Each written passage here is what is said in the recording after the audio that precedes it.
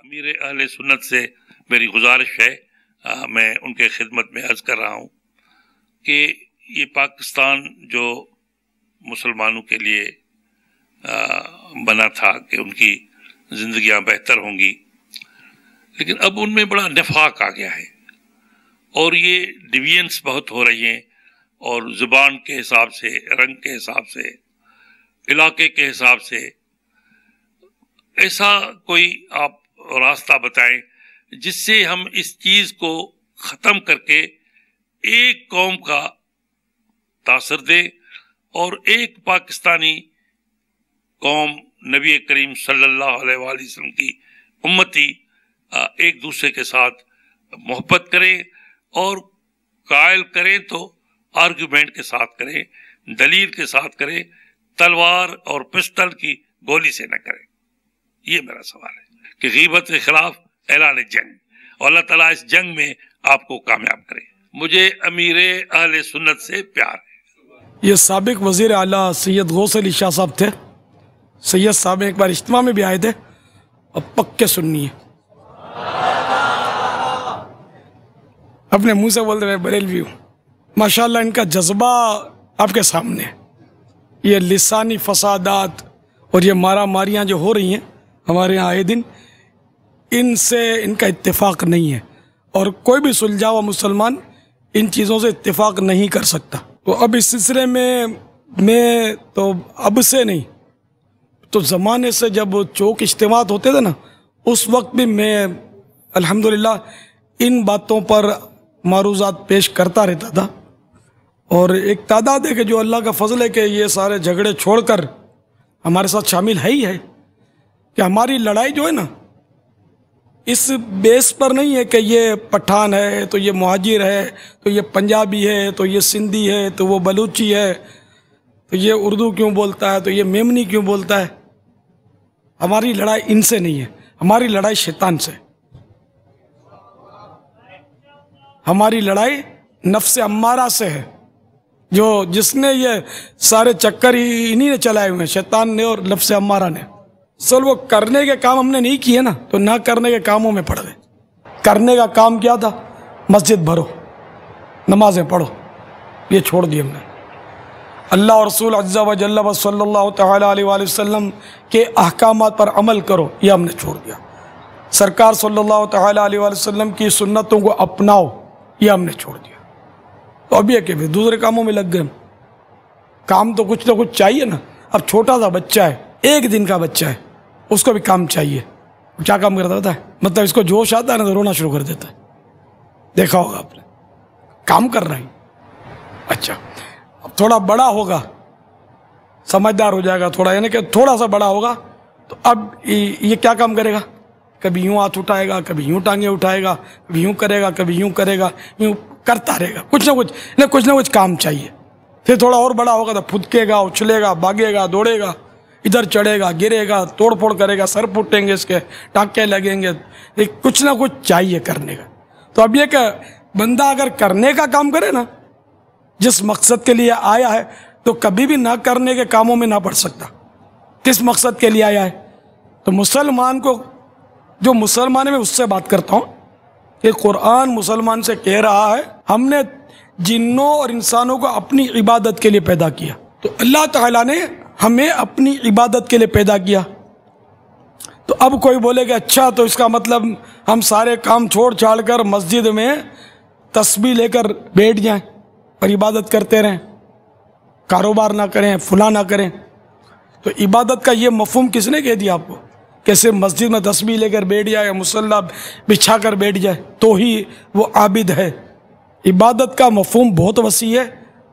المختصر، اللہ کی رضا کے لیے جو بھی کام کیا جائے، جو بھی کام ثواب کے لیے کیا جائے، وہ عبادت ہے۔ ابھی جو ہم یہ بیٹھے ہوئے ہیں، میں بیٹھا ہوا ہوں، آپ بھی تشریف فرما ہیں، مجھے سن رہے ہیں، مدنی چینل کو بھی جو اچھی نیت سے سن رہے ہیں، یہ سب کے سب اس وقت ہم عبادت میں مشغول ہیں، اور جتنا وقت، جتنے گھنٹے ہم اس میں لگے رہیں گے، ہم عبادت میں مشغول رہیں گے، جبکہ ہم اپنے ٹریک سے نہ ہٹ جائیں، ٹھیک ہے نا؟ یعنی اسی کام میں لگے رہیں، دین کی، نیکی کی دعوت میں۔ تو ان کاموں کو ہم نے چھوڑا تو پھر کیا ہوا؟ کسی نے کلاشن کو اٹھایا، کسی نے، پہلے تو خیر پتھرا ہوتا تھا، لاٹھی ہوتی تھی، پتھر ہوتے تھے، ہم نے تو یہ جنگیں دیکھی ہیں پتھراؤ کی، لاٹھی کی. اب تو جو بھی آپ کے سامنے وہ، اب تو یہ پسٹن اور یہ سب پرانے ہو گئے، یہ سائیں بھی پرانے ہیں نا. پسٹن کا اب تو بم پھٹتا ہے، اور بم بھی پھٹتا ہے اور بندہ بھی پھٹتا ہے. اب تو وہ دور آ گیا نہیں، بہت ہی آگے نکل گیا ہمارا معاملہ. یہ رہ گیا ہمارے پاس، مارا ماری، توڑا پھوڑی، اس کی بس جلا، اس کی کار جلائی، اس کا مکان توڑا. اب ایسی صورت میں مسلمان کہاں ترقی کرے گا؟ پھر روتا ہے کہ مہنگائی بڑھ گئی. تو مہنگائی نہیں بڑھے گی تو کیا ہوا؟ جب ہم اپنی املاک کو آگ لگائیں گے، اپنے پاؤں پر کلاڑا مار رہے ہیں، جتنی ہم اپنی مطلب یعنی کہ املاک کو آگ لگائیں گے تو یہ ساری جو وہ ہمارا جو معیشت اس سے تباہ ہوتی ہے نا، خرچہ ہوتا ہے نا، یہ سارا جو تباہ ہوگا تو اس سے مہنگائی تو بڑھے گی نا. اسی لیے ہماری مہنگائی بڑھ رہی ہے، ہمارے روپیے کی ویلیو یعنی کہ ڈی ویلیویشن، اور انتہائی مطلب ہے کہ نیچے آ گیا ہمارا روپیہ، اسی وجہ سے کہ ہم خود اپنے ہاتھوں اپنے ملک کے توڑ پھوڑ میں مشغول ہیں. اگر ہم سب ایک ہو جائے نا، دیکھو قرآن پاک نے بھی ہم کو ایک کیا ہے، مسلمان بھائی بھائی ہیں، ترجمہ کنز ایمان ہے، مسلمان بھائی بھائی ہیں. تو اگر یہ نعرہ ہم اپنا لیں کہ مسلمان بھائی بھائی ہیں، ہو مسلمان، تو اب جب کہ قرآن نے ہم کو بھائی بھائی بنا دیا ہے اور ہم واقعی بھائی بھائی ہیں، ہم آدمی ہیں، سیدنا آدم علیہ نبینا علیہ الصلوۃ والسلام کی اولاد ہیں. آدمی کے معنی یہ ہے نا کہ آدم علیہ السلام سے ہم منسوب ہیں. تو اب چونکہ ہم آدمی ہیں، اچھا اب آدمی ایک نہیں ہو سکتے، یہ اپنی جگہ پر ہے کہ قرآن پاک میں آدمی بھائی بھائی یہ نہیں کہا گیا، مومن بھائی بھائی ہیں، مسلمان بھائی بھائی ہیں. کیونکہ آدمی تو سب سے پہلا قاتل جو تھا نا وہ بھی آدمی تھا. سیدنا آدم صفی اللہ علیہ نبینا علیہ الصلوۃ والسلام کا بیٹا تھا قابیل، اور حابیل رضی اللہ تعالیٰ عنہ یہ بھی بیٹے تھے، یہ شہید تھے سب سے پہلے، مقتول کہہ دے، شہید کہہ دے، ظلماً جو شہید کیے گئے. تو اب وہ قابیل ہمارا بھائی نہیں ہے، حابیل کو ہم بھائی نہیں کہیں گے، ہمارا آقا کہیں گے. برابری تو ہماری نہیں ہے، وہ تو سیدنا آدم صفی اللہ علیہ نبینا علیہ الصلوۃ والسلام کے صاحبزادے اور مظلوم شہید ہیں. خدا جانے ان کا کیا مقام ہوگا، ہم تھوڑی جانتے ہیں. تو بہرحال یہ کہ مومن جو ہے، ہاں جو غیر مسلم ہیں، اس طرح کے جو بھی دین سے جو مطلب کٹے کسی طرح بھی، یا ان کے دین میں کسی قسم کی خرابی آئی، تو وہ ہمارے بھائی نہیں ہیں. ہمارے بھائی صرف مسلمان ہیں، ٹھیک ہے نا. تو اب اگر اس نعرے کو ہم اپنا لیتے ہیں، سارے مسلمان بھائی بھائی کا تصور بند جاتا ہے، اور اس طرح کی روایتیں ہمارے ذہن میں بیٹھ جاتی ہیں کہ مسلمان کی تعریف، مومن کی تعریف ہے نا. احادیث مبارکہ میں اس طرح کی ہے نا کہ مسلمان وہ ہے کہ جس کے ہاتھ اور زبان سے دوسرا مسلمان محفوظ رہے، اس کی ماں، اس کی عزت، اس کا مال، اس کی جان محفوظ رہے، یہ ہے مسلمان. اب آج کے مسلمان سے نہ ہماری جان سلامت ہے، نہ ہماری عزت سلامت ہے، نہ ہمارا مال سلامت ہے. ہم کس طرح کی کیٹیگری کے مسلمان ہیں؟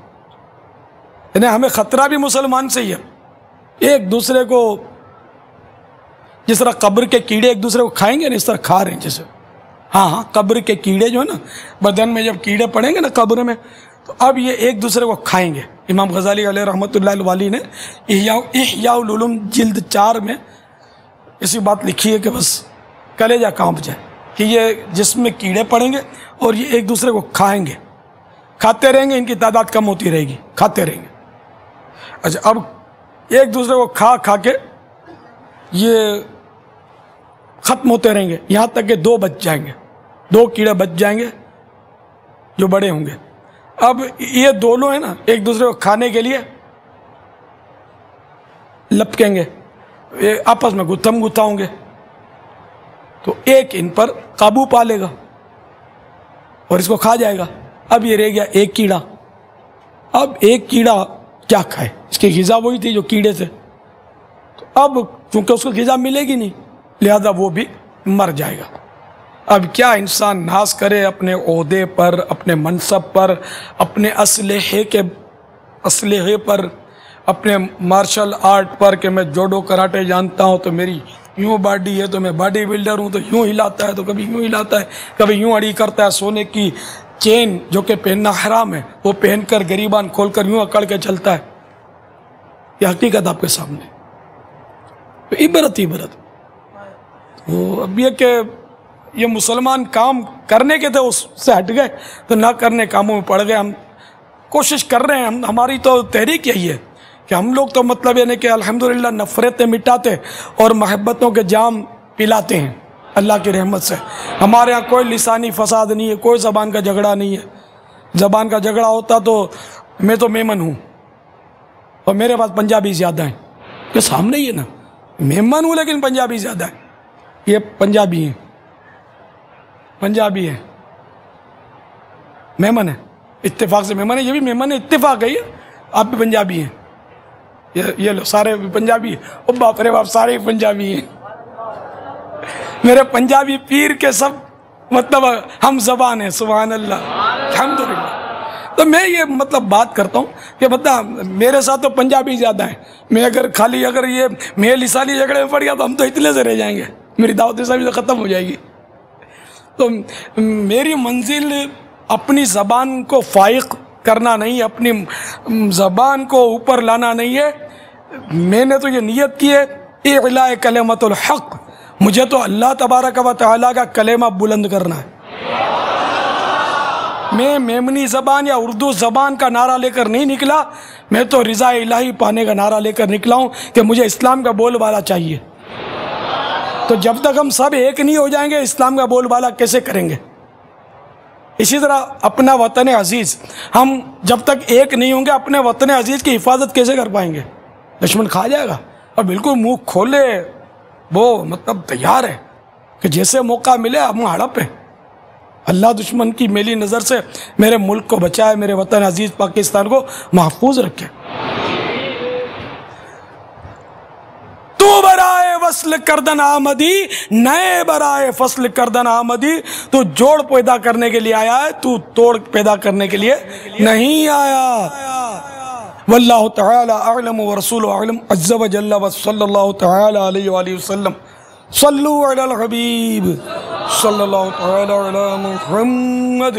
اب یہ سائیں کو بھی دعوت دے دوں، میری ایک ہی بار ملاقات ہے، میں تعلقات نہیں ہے، کوئی بھی مطلب رابطہ نہیں ہے، پر ایک بار ان کی ملاقات ہوئی تھی اجتماع جب تشریف لائے تھے، تو اب یہ بہت مطلب ان کی عمر بہت زیادہ ہو گئی ہے، ابھی میرا خیال ہے 70 کے قریب تو ہو گئے ہوں گے۔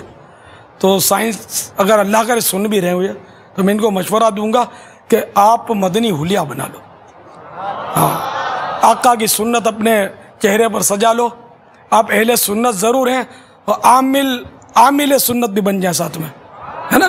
ایک مٹھی ایک داڑھی سجا لیجئے اور اب تک منڈوائی سے توبہ کر لیجئے، آقا کی سنت کا تاج سر پہ سجا لیجئے، زلفیں، تو نماز تو انشاءاللہ پڑھتے ہوں گے، تو مزید اس میں اور برکت اللہ دے تو تہجد میں اگر کوتاہی ہے تو وہ بھی شروع ہو جائے، اور دعوت اسلامی کے اجتماعات میں آتے جاتے رہیں، کبھی مدنی قافلے میں سفر بھی کر لیں، تو انشاءاللہ اپنے مل جل کر تحریک چلائیں گے اور پاکستان بچائیں گے انشاءاللہ، اور سب کو ایک اور نیک بنانے کی تحریک چلاتے رہیں گے۔ ہماری تحریک جیل بھرو تحریک نہیں ہوگی، ہماری تحریک مسجد بھرو تحریک ہے۔